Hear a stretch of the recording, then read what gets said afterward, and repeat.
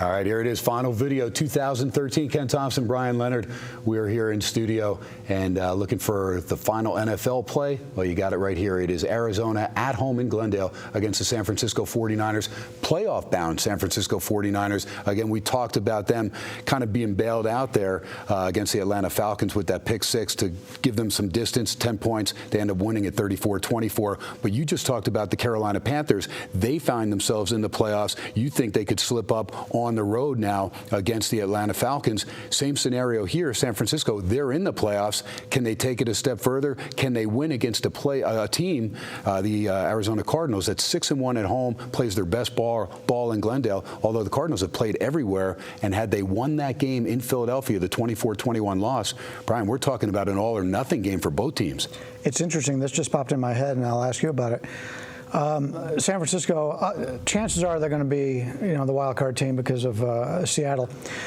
But if the Saints win, that means that it's a possibility they may have to go play the Saints.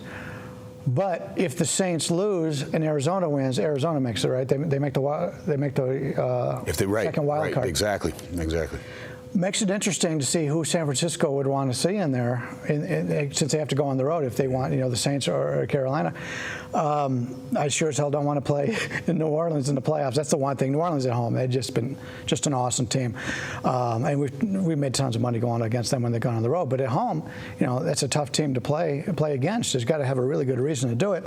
But yeah, this is. It's such a shame if Arizona does not make the playoffs at this point.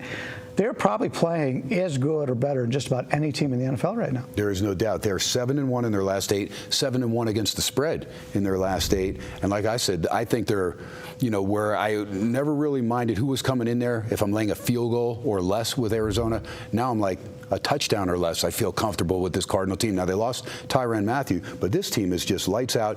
And how they overcome 4 interceptions from Carson Palmer on the road in Seattle. I mean, if I just tell you that stat, you figure they lose close to 58-0 like they did last year. Right. They've been so impressive defensively. You take a look at what they've done at home this year. They're only allowing 17 points a game at home, which is tremendous. Keep in mind, they give up 34 to Seattle in one of those games. Mm-hmm. What they've done in every other game they've played has just been amazing. And San Francisco's offense isn't the same as Seattle. Seattle's got a quarterback that played sort of like the San Francisco quarterback from last year. Yeah. Now, what about your take on Colin Kaepernick? We saw him late third quarter, fourth quarter against Atlanta look like the guy that you want to see if you're a Niners fan getting outside. The one thing I've noticed with Kaepernick, if you force him to his left, he cannot square his shoulders like a Russell Wilson to get the ball down the field, and he cannot run to his left. He rolls right. He's in control. He's totally in control, especially when he has numbers. He can take off and run down the field, or he can just launch that ball effortlessly with his baseball pitching arm. Yeah, and that was the Atlanta defense, and there's a big step up in defense he's going up against this week. Interesting to note that San Francisco's won 8 of the last 9 meetings in this series. The only loss was by 2 points, so they've actually done very well against Arizona. It's interesting to see what the mindset is here, because they had that big game, the supposed, and it may not be, last game at Candlestick, Monday Night Football. Now they're playing a team that they've dominated, and they beat them pretty well earlier this year. Think they may overlook the Cardinals here, even though the Cardinals got a very good record? Yeah, we'll have to see, because this is my free plan. Right. As Marco D'Angelo would say, even though he's not here, Ken, shut up and make it official. All right, so I'll do just that. And Bryan's feeling me over here a little bit, because I am going to go with the Arizona Cardinals. As much as I like the Niners, and I do have a bunch of future tickets on the Niners, again, they are in the playoffs. Arizona is not. And again, this team to me is just lights out in Glendale. I mean, they take care of business in a big way. Saw what they did to my Colts a few weeks ago, 40-11. Game wasn't even that close. So not going to worry about, the San Francisco 49ers coming in there. Yes, the Niners have dominated the series, but they come off the short week, and again, they're exhaling like the Carolina Panthers. They're happy that they're in the playoffs. So they're there. In order for them to improve a wild card seed, again, they need the Rams to upset Seattle. Probably not going to happen.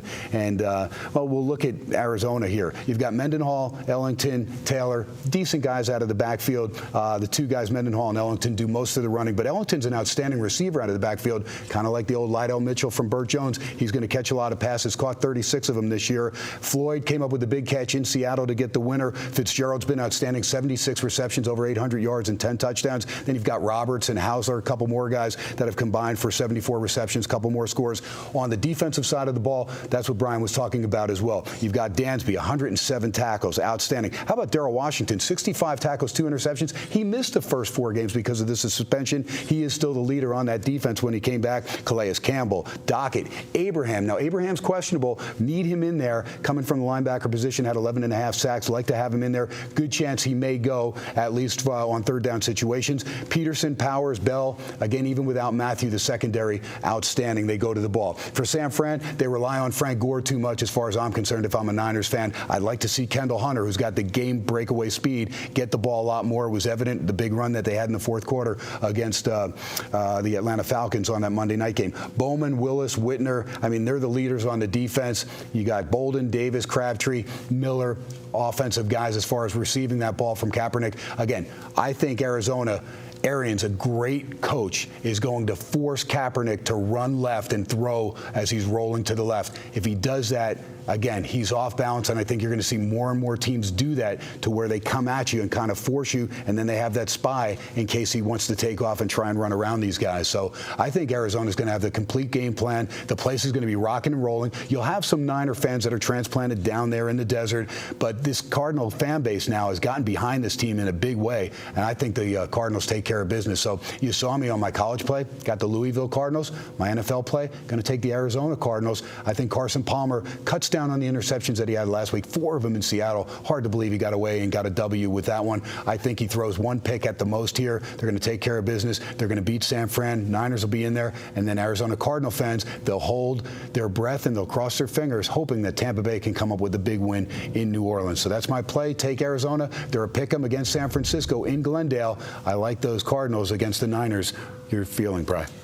You're so into the Cardinals this week, maybe I should run out and play a future bet on the St. Louis Cardinals to win the World Series. Oh, boy, and you know they'll be in the mix somehow, some way, even though they lost Beltran. But that's going to do it for us. I want to thank everybody, especially Cade that came in on his off day. We kind of summoned him, R.J. Bell, all the guys, our good pal Marco D'Angelo, who joins us, the Tuesday crew as well.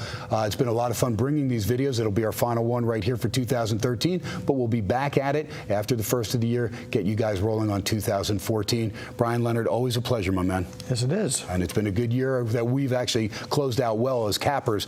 2013, Brian kicking some butt, and I'm having a good start to the college basketball season. So make sure you go over there, check things out, go with the guys that are hot, and there's other guys like myself. If you have a downtime, hey, it doesn't mean you're not going to bounce back and come back at it. And that's the one thing that bums you out in this business when you get on a run and all of a sudden the guys get on it late and they say, hey, how come you didn't win these? You know, you gotta trust in us that we're going to put our heart and soul into this. We want to win every single game. It's not going to happen. But if we can hit on the right side of 55%, we're going to make you money all year. Yeah, 52.38 to break even. Anything above that's profit. And, yeah, that's a problem. But coming into the season, you got to have a pretty good idea of knowing who you want to take. I know Ken's a college basketball expert. I've had a lot of success in it. So coming into the season, just stick with the guy, and he's going to come back. If you start off slow, he'll come back. He will come to the long run here, and just stick with the guys that got the proven track records. There you go. Good stuff. All right, so happy 2014. Everybody be safe on New Year's Eve. New Year's Day, enjoy all the bowl games. Not as many as there used to be, but still the 6 games. And then, of course, you've got one each day all the way, climaxing on the January 6th national championship game with Florida State. And still 8.5 against the Auburn Tigers. And that should be a great game as far as to finish up the college football season. And plenty of NFL action through January playoffs. Looking forward to that all the way through the big game, the Super Bowl. And that is it. That's going to do it for us. For our pal Marco D'Angelo that couldn't make it, for our main man Cade that's taking care of business, it is Ken Thomson. It is Bryan Leonard, pregame.tv. Happy New Year, everybody.